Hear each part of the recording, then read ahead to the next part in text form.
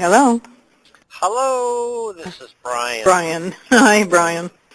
It's Kim. Yeah, Kim, how we doing? Oh, we're just doing. Yeah? I was actually surprised that this got, through so quickly, I guess, because everybody told me terrible things, and I didn't expect it to come through this, but that's Well, good. uh, Yeah, I was kind of amazed. When I went to the doctor with that form that you sent to me, hmm and she wanted to see me to go over it, face to face kind of thing, so she could double check on everything anyway. And anyway, that this was really approved before that was even sent in, and before I even talked to the congresswoman people here in Plattsburgh, which I thought, was kind of funny because when the Congress guy called me back, he said, well, the check is already going in there tomorrow or something like that. And I said, really? Because I didn't see anything. And then I finally got the letter saying that my court date had been dismissed or something like that. And I didn't even realize that apparently there was a court date set for October. And I didn't get this letter till November. So I would never have showed up anyway. right, right. So I want to make sure I get this, and perhaps this is something you'd be willing to share with the audience, is you contacted the congressman. Right.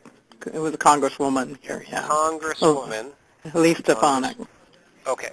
And she got involved, contacted Social Security. Yeah.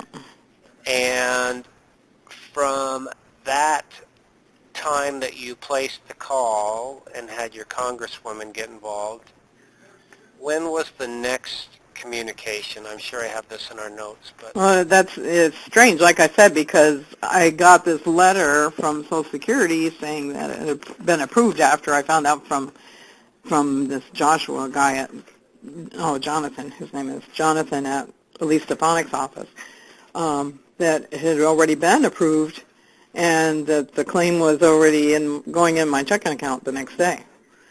So that was already pre-done, and I didn't know it. And then I got this letter on November, what was it? I received it, December 4th. But the letter was dated November 30th, I believe, yep, from this woman who, she says she is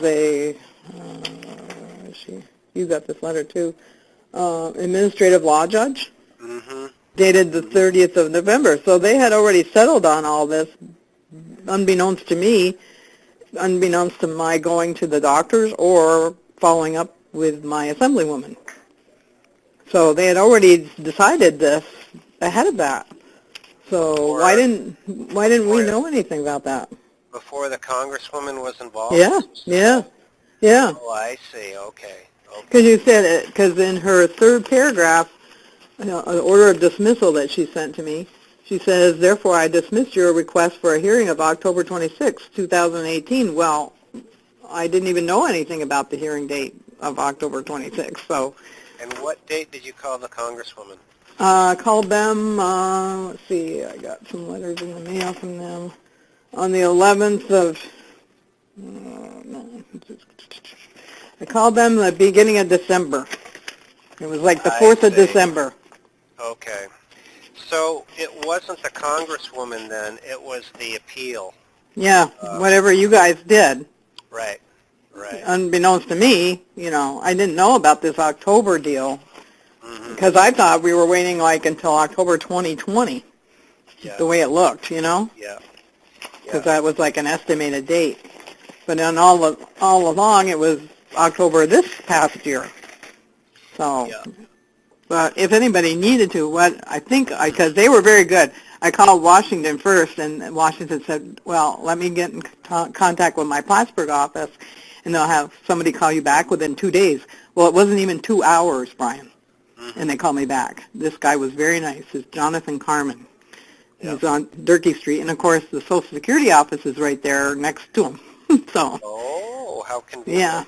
Yeah. So he says, well, they have 48 hours to get back to me, but then he called me back the next day saying that this was happening already, so. they were already checking it out, and then he called me back again and said, this should be all settled. If you have any more problems, call me back again.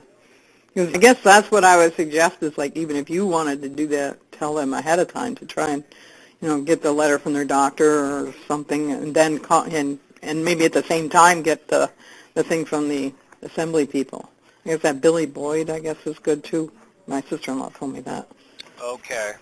So he's very good, and he's new to the job, so he's probably trying to make a good name for himself too. Sure. So and so is Elise Stefanik, because she has big, higher expectations for herself later on. I'm not a big Republican person, but if they can help somebody, he says I said, I hated to bother you. I said that to this Jonathan guy, and he says, no, that's what we're here for. So, okay, good. Yeah, yeah. So your suggestion is doctor support. Once you get everything in place, then contact congressman, congresswoman. Yeah, it's only just like if you get their letter in your hand from the doctor, or not even say you're going to the doctor's, but it's better if you already have it in your hand, which I did, and I sent it off to you there. Yeah. And, because she was my doctor, too. That's probably another thing, is to have a doctor that's very cooperative.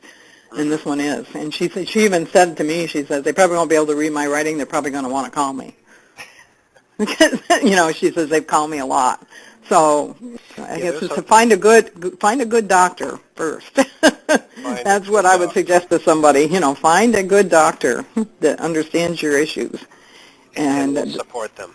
Some of the success stories that I've listened to from other members, and there's common denominators, and what you just communicated is the most common denominator.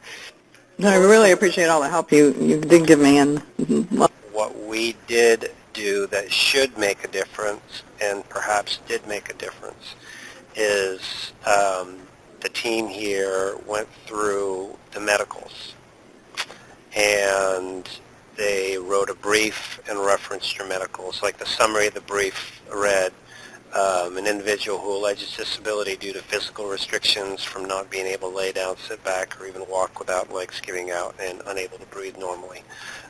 And then we went on to reference that the restrictions are caused by multiple surgeries, had corrective measures, there's degenerative disc disease, you've had a job for 17 years that you're not able to do, and went on to reference there's a specific Social Security regulation that pinpoints that you qualify for disability and are not able to do any work, which is Section 404-1567. So that's what we did for, when we went through and got your medical records and people. I had a friend that suggested to go to you in the first place, and I didn't, and I should have done it to begin with. Is that Alan?